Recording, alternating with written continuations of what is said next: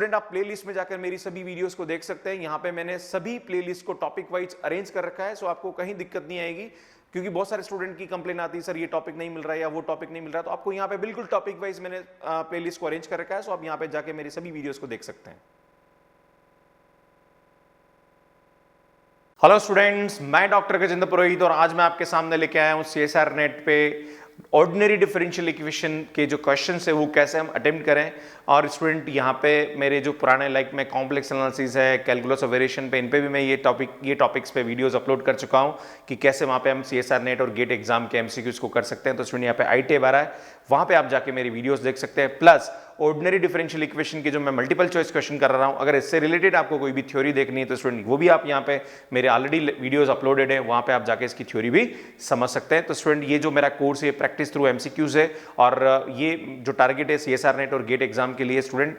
और आप अगर आपको लगता है कि इस टाइप का जो वीडियोस है वो आपको हेल्पफुल है और ऐसे में और भी अपलोड करो तो प्लीज़ आप कमेंट करके मुझे ज़रूर बताएं, सो दैट कि मैं इस टाइप की वीडियोस कंटिन्यू बनाता रहूं आपके लिए। सो देखिए स्टूडेंट, यहाँ पे मेरा जो कोर्स है वो मैं अनअकैडमी पे भी आपके लिए CSR नेट की क्लासेस ले रहा हूँ, जहाँ पे मेरे 2 कोर्स अभी ऑलरेडी चल रहे हैं।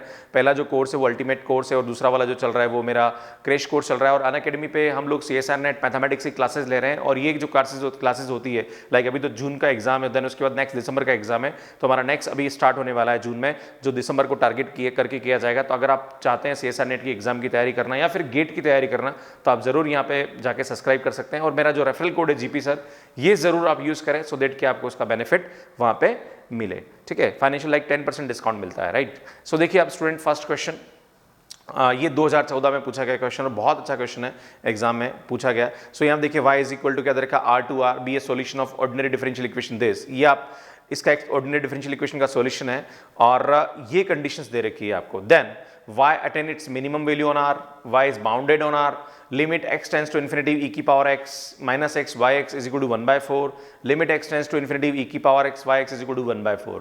तो यहाँ पे आपको ये पूछा गया कि भैया इसका जो सॉल्यूशन है वो लाइक इसमें y क्या होगा, लाइक इसका जो सॉल्यूशन होगा वो क्या होगा, इसका मैक्सिमम मिनिमम वैल्यू अटेन करेगा या वो बाउंडेड होगा या फिर इसकी वैल्यू क्या होगी। ठीक है, तो यहाँ पे मैं बता दूं इसके ऑप्शंस क्या होंगे। तो इसके जो फर्स्ट और थर्ड ऑप्शन इसका क्या होगा, राइट आंसर होगा स्टूडेंट, पर वो कैसे होगा वो मैं आपको बताना चाहता हूँ। लाइक सबसे पहले क्या करेंगे, हम जो डिफरेंशियल इक्वेशन हमारे पास लिखी हुई है उसको हम इस फॉर्म में लिखेंगे। हमारे पास कंडीशन दे रही है, सबसे पहले स्टूडेंट हम क्या करेंगे, उसका CF निकालेंगे। So d² - 1 y is equal to 0, तो d is equal to like m is equal to +-1 हो जाएगा। तो उसका जो CF होगा वो क्या होगा, C1 e की power x plus C2 e की पावर -x। अगर स्टूडेंट आपको CF में कोई प्रॉब्लम है तो अगेन ITAB पे ऑलरेडी वीडियो अपलोड है और सबसे बेस्ट मेरा वीडियो वही चल रहा है जिसके 2 लाख के लगभग व्यूज हो चुके हैं, आप जरूर देखें वहां पे, है ना। तो ये इसका क्या हो गया, CF हो गया। स्टूडेंट हम इसका पर्टिकुलर इंटीग्रल निकालेंगे। पर्टिकुलर इंटीग्रल कैसे निकालेंगे, d² - 1 कहां जाएगा, इस e की पावर -x के नीचे जाएगा। जहां d वहां -1 रखेंगे तो स्टूडेंट 0 हो रहा है। जब भी डिनोमिनेटर में 0 होता है हम ऊपर x का मल्टीप्लिकेशन करते हैं और नीचे डिफरेंशिएशन करते हैं, फिर d की जगह -1 रखेंगे तो ये हमारा क्या होगा, आंसर होगा। तो स्टूडेंट CF + PI हमारा क्या होगा, आंसर होगा। तो यहां तक तो आपको क्वेश्चन करना। अब आप ऑप्शन की बात करेंगे, जो हमें ऑप्शन दे रखा है उसको हम 1 बाय 1 डिस्कस करेंगे, है ना। अब सबसे पहले कंडीशन भी अप्लाई कर लीजिए क्योंकि C1 C2 की वैल्यू निकालनी पड़ेगी। तो सब फर्स्ट कंडीशन दे रखी y 0 इज इक्वल टू 0, मतलब जहां पर x है वहां 0 रखेंगे तो y की वैल्यू 0 आनी चाहिए, तो वो कंडीशन अप्लाई करेंगे, C1 + C2 is equal to 0 आ जाएगा। फिर हम y डैश की कंडीशन दे रखी, लाइक dy बाय dx पे कंडीशन दे रखी, तो पहले इसको हम डिफरेंशिएट करेंगे तो स्टूडेंट ये मिलेगा हमें, है ना। फिर जहां पे x है वहां 0, जहां dy बाय dx 0 रखेंगे तो हमारे पास C1 - C2 - 1/2 ये कंडीशन और मिलेगी। स्टूडेंट इन दोनों, ये वाली इक्वेशन और ये वाली इक्वेशन दोनों को सॉल्व करेंगे तो हमारे पास C1 की वैल्यू 1/4 और C2 की वैल्यू -1/4 आएगी। ये C1 1/4 और C2 1/4 कहाँ रखेंगे हम, ये से पहले वाला जो आंसर है लाइक इसमें रखेंगे, है ना। हमारे पास कौन सा ये रहेगा, ये सॉल्यूशन। यहाँ पे C1 और C2 की वैल्यू 1/4 और -1/4 रखेंगे तो हमारा जो आंसर आएगा स्टूडेंट वो ये आंसर आएगा। लाइक हमारे पास जो आंसर आएगा वो क्या आएगा, ये आएगा, ठीक है, ये हमारा आंसर आएगा। ठीक है, अब आप देखिए, अब क्या करेंगे, सबसे पहले limit x tends to infinite. जैसे मैं सबसे पहले क्या करूं, इस y के अंदर आप क्या करो, x का मल्टीप्लिकेशन कर दो। क्या करो आप, x का मल्टीप्लिकेशन, इस y के अंदर आप e की पावर x का मल्टीप्लिकेशन करेंगे। तो जैसे e की पावर x का मल्टीप्लिकेशन करेंगे तो यहाँ पे e की पावर 2x अपन 1/4 e की पावर, ये 1/4 हो जाएगा, ये x/2 हो जाएगा। जैसे हम x टेंड्स टू इनफाइनाइट रखेंगे तो स्टूडेंट इसकी वैल्यू 1/4 नहीं आएगी, वो इनफाइनाइट आएगी, तो ये हमारा सही नहीं है। ठीक है, फिर नेक्स्ट ऑप्शन हम चेक करेंगे, है ना। तो सेकंड ऑप्शन चेक करेंगे, लाइक e की पावर -x से मल्टीप्लाई करेंगे। ये तो फर्स्ट मैंने देखा e की पावर -x का, तो e की पावर -x से आप मल्टीप्लाई करेंगे, एक्चुअली आप इसको करेक्ट करेंगे तो e की पावर -x से मल्टीप्लाई करेंगे तो स्टूडेंट ये क्या आ जाएगा, 1/4 होगा, है ना, लाइक यहाँ पे आप देख करेंगे तो यहाँ पे 1/4 हो जाएगा, और ये e⁻²x होगा और ये भी e⁻²x होगा। और इसमें मैं बता दूं e⁻∞, ध्यान दीजिए यहाँ पे e⁻∞ की जो वैल्यू होती है वो क्या होती है, देखिए आप, ये मैं बता दूं e⁻∞ की वैल्यू हमेशा 0 होती है, पर e की पावर जो इन्फिनिटी होता है उसकी वैल्यू हमेशा क्या होती है, डज नॉट एग्जिस्ट होती है ना, इसकी वैल्यू एग्जिस्ट नहीं करती है। तो देखिए अब जैसे हम e⁻x को इसके अंदर मल्टीप्लाई करेंगे तो यहाँ 1/4 हो जाएगा, e⁻²x और अब x टेंड्स टू इन्फिनिटी करेंगे तो ये दोनों 0 हो जाएगा और यहाँ से इसकी वैल्यू 1/4 होगी। तो जब ये वाला ऑप्शन तो सही होगा, लाइक e⁻x से मल्टीप्लाई, पर जैसे हम e⁻x से मल्टीप्लाई करेंगे तब उस वाले केस में अब e⁻2x हो जाएगा और वो x टेंड्स टू इन्फिनिटी पे इन्फिनिट हो जाता है। तो लाइक हमारा जो थर्ड ऑप्शन था उसके अंदर e⁻x y की वैल्यू 1/4 आ रही थी, वो बिल्कुल सही था। Now y is bounded on r, limit x tends to infinity, y की वैल्यू इन्फिनिट आ रही है तो ये बाउंडेड नहीं है। सो ऑप्शन 3 करेक्ट होगा, पर 2 और 4 यहाँ पे इनकरेक्ट ऑप्शन होगा। प्लस अब आपको यहाँ पे ये चेक करना है कि जो इसका मिनिमम और मैक्सिमम अटेन कर रहा नहीं कर रहा है, तो आप जो y दे रखा है उसको एक बार डिफरेंशिएट करें। तो आपने y को ऑलरेडी डिफरेंशिएट कर रखा था, ये कर रखा है यहाँ पे, है ना, तो y को आपने ऑलरेडी यहाँ पे डिफरेंशिएट कर रखा है और जैसे हम इसको 0 पुट करेंगे तो c1 और c2 की वैल्यू 1/4 -1/, तो ये वैल्यू भी क्या आ जाएगी हमारे पास, 0 आ जाएगी। तो लाइक आप देख रहे हैं y डैश की वैल्यू हमारे पास क्या आ रही है स्टूडेंट, 0 आ रही है ना, यहाँ पे 0 आ रहा है। देन x = 0 इसका क्या आएगा, क्रिटिकल पॉइंट आएगा, फिर इसका डबल डेरिवेटिव निकालेंगे हम, और जैसे x की जगह 0 रखेंगे तो स्टूडेंट यहाँ पे इसकी वैल्यू 1 आ रही है, विच इज ग्रेटर देन 0। तो जब भी डबल डेरिवेटिव 0 से बड़ा आता है तब उस वाले केस में मिनिमा अटेंड करता है, और डबल डेरिवेटिव अगर नेगेटिव आता है तो वो क्या करता है, मैक्सिमम अटेंड करता है। स्टूडेंट यहाँ पे मैक्सिमम मिनिमा कंसेप्ट होता है। मैं फिर से बता दूं आपको, अगर किसी का भी मैक्सिमम मिनिमा निकालना, मैं यहाँ बताता हूँ y = fx, अगर आपको इसका मैक्सिमम मिनिमा निकालना है तो आप क्या करेंगे, सबसे पहले dy/dx निकाल के क्या रखेंगे, 0 पुट करेंगे, है ना, 0 पुट करेंगे। उसके बाद फिर क्या करेंगे, d2y/dx² निकालेंगे। अगर ये ग्रेटर देन 0 है तो मैक्सिमा होता है, और अगर मिनिमा होता है, दिस इज मिनिमा, राइट। और अगर d2y/dx² लेस देन 0 होता है तो क्या होता है, मैक्सिमा होता है। तो स्टूडेंट यहाँ पे क्या हो रहा है, ग्रेटर देन 0 हो रहा है, तो यहाँ पे क्या होगा, मिनिमा होगा। तो ये फर्स्ट ऑप्शन क्या होगा यहाँ पे हमारे पास, सही होगा। तो देखो यहाँ पे जो ऑप्शन था वो मैं बता दूं आपको, y attain it's minimum value, बिल्कुल सही है। और e⁻x से मल्टीप्लाई करने पर इसकी वैल्यू 1/4 आ रही है, e⁻x से मल्टीप्लाई करने पर नहीं आएगी क्योंकि वो इन्फिनिट देगा, ठीक है, तो ये सही है। देन उसके बाद नेक्स्ट क्वेश्चन देखिए, the singular solution of ODE, आपको इसका सिंगुलर सॉल्यूशन निकालना है। तो स्टूडेंट सिंगुलर सॉल्यूशन निकालना बहुत इजी होता है, वहां पे P डिस्क्रिमिनेंट और C डिस्क्रिमिनेंट निकालते हैं और उसका जो कॉमन होता है वो उसका क्या होता है, सिंगुलर सॉल्यूशन होता है ना। तो देखिए इसका आंसर क्या होगा, like the singular solution of the ODE x y dash minus y का whole square is equal to x² minus y² is, 4 option दे रखे हैं आपको, और CSIR नेट 2015 में पूछा गया क्वेश्चन। तो स्टूडेंट यहाँ पे y is equal to x, इसका क्या होगा, आंसर होगा। कैसे होगा ये मैं आपको बताना चाहता हूँ। पहले इसका होल स्क्वायर खोलोगे, और होल स्क्वायर खोलोगे तो स्टूडेंट यहाँ पे हमारे पास y डैश में क्वाड्रेटिक इक्वेशन मिल रही है, देखो आप y डैश में यहाँ पे क्या मिल रही है हमारे को, क्वाड्रेटिक इक्वेशन मिल रही है।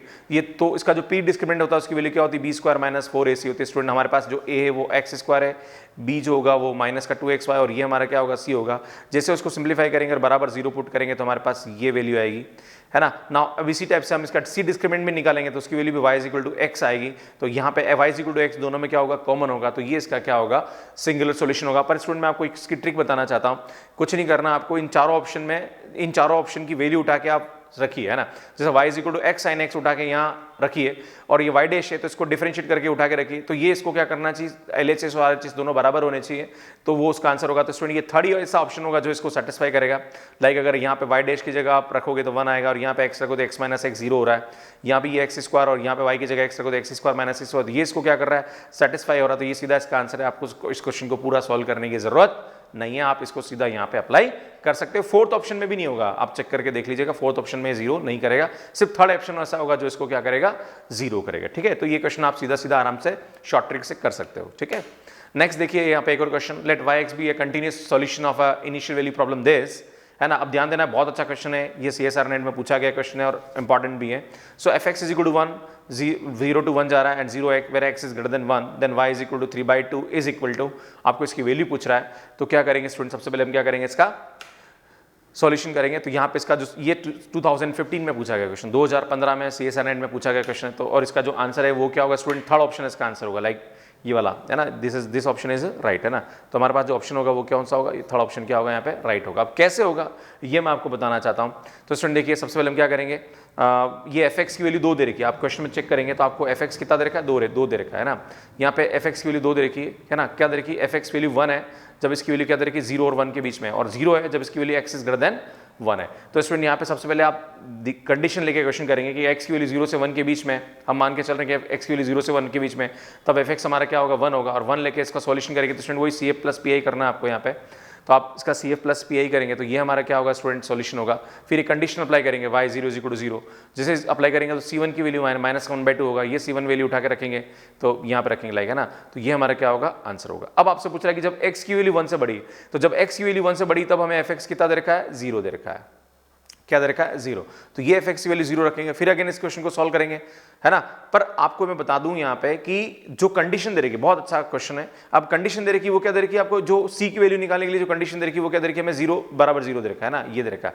पर ये कंडीशन हम यहाँ पे सेकंड वाले ऑप्शन में नहीं अप्लाई कर सकते क्योंकि x 0 से बड़ा है, हमें क्या दे रखा है x 1 से बड़ा है, और 1 से बड़ा है तो ये कंडीशन अप्लीकेबल नहीं होगी क्योंकि यहाँ तो 0 पे कंडीशन है ना, 1 से बड़े पे नहीं है, तो यहाँ पे कांस्टेंट की वैल्यू नहीं आएगी है ना।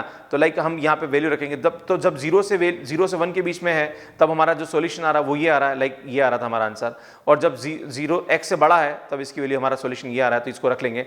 पर आपको क्वेश्चन में दे रखा है ये जो y(x) है ये क्या है स्टूडेंट कंटिन्यूअस है। देखिए आपको क्वेश्चन में क्या दे रखा है कि y(x) जो है वो क्या है कंटिन्यूअस, ये कंटिन्यूअस है। कंटिन्यूअस है तो स्टूडेंट इसकी लेफ्ट जो लिमिट है और राइट लिमिट दोनों क्या होनी चाहिए बराबर होनी चाहिए। तो हम क्या करेंगे, जहां पर x वहां 1 रखेंगे, यहाँ पे जहां पर भी x वहां 1 रखेंगे, यहाँ भी 1 रखेंगे और यहाँ भी 1 करेंगे, और उसका right hand side left hand side दोनों क्या कर देंगे बराबर रखें, कंटिन्यूटी का कंसेप्ट लगाएंगे हम। तो लेफ्ट हैंड लिमिट और राइट हैंड लिमिट बराबर करेंगे तो यहां से हमारे को किसकी वैल्यू मिल जाएगी C2 की वैल्यू मिल जाएगी। आप चेक करोगे तो ये हमारे पास C2 की वैल्यू आ जाएगी, ये C2 की वैल्यू स्टूडेंट उठा के यहां रखोगे। अब आपको 3/2 की वैल्यू निकालें तो स्टूडेंट 3/2 कहां आएगा, x से बड़ा आएगा, तो आप जहां पे x है वहां पे 3/2 रखोगे, तो जैसे 3/2 रखोगे ये आंसर आएगा, इसको सिंपलीफाई करेंगे तो स्टूडेंट ये हमारा आंसर आएगा। तो ऑप्शन 3 करेक्ट होगा। बहुत ही अच्छा क्वेश्चन है और इस टाइप के क्वेश्चन CSR नेट में पूछे जाते हैं। सो स्टूडेंट मुझे लगता है कि आपको समझ में आया होगा। स्टूडेंट इस टाइप की वीडियोस अगर आपको लगते हैं कि हेल्प कर रहे हैं तो प्लीज़ आप मुझे कमेंट करके बताएं, सो दैट कि इस टाइप की वीडियोज़ और भी मैं आपके लिए लेके आऊँ। और यहाँ पे अभी जो जून जुलाई है और लाइक अगस्त भी है, इन 3 महीने में जो भी थ्योरी मैंने पढ़ाई उनसे रिलेटेड MCQs आपके लिए लेके आऊँगा। अभी लाइव क्लासेस भी लेने वाला हूँ, अभी मैं ये ऑफलाइन क्लास ले रहा हूँ, लाइव नहीं है ना, तो ऐसे भी लूँगा और ऑनलाइन भी लूँगा। तो मैं वही है कि एक्चुअली हम लोग मेहनत करें पर उसका लाइक हमें रेस्पॉन्स अगर प्रॉपर अच्छा आता है तो हम और भी डबल एनर्जी के साथ मेहनत करते हैं। पर वही है, हमें आपके रेस्पॉन्स की ज़रूरत है। तो प्लीज़ आप अपना रेस्पॉन्स देते रहिए, बताते रहिए कि सर हाँ ये कंटेंट हमें हेल्प कर रहा है, सो दैट कि मैं आपके लिए और भी इस टाइप के कंटेंट को लेके आऊँ। So thank you so much, बने रहिए मेरे साथ, लाइक करें, शेयर करें, चैनल को सब्सक्राइब करें, नोटिफिकेशन बेल को प्रेस करें और यहाँ जाके आप मेरे को सब्सक्राइब भी कर सकते हैं। Thank you, bye bye.